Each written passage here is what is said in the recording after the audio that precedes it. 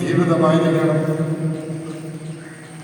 സമയം ദൈവം തരുന്ന അവസരം അത് വളരെ ശ്രദ്ധയോടെ വിനിമയം ചെയ്യണം.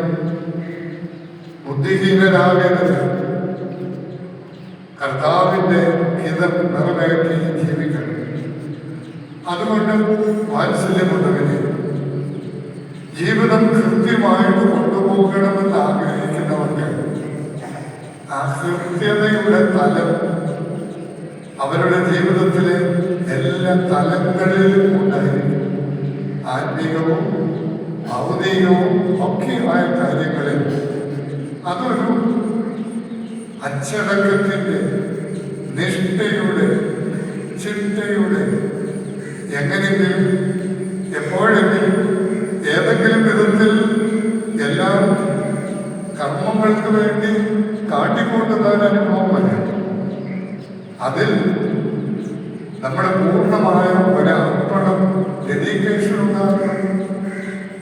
അതിൽ നമ്മൾ ഈ ആക്യുറസി എന്നുള്ള വാക്കിന് ചിലര് അതിനെ ഉപമിക്കുന്നത് accuracy and honesty are twin brothers.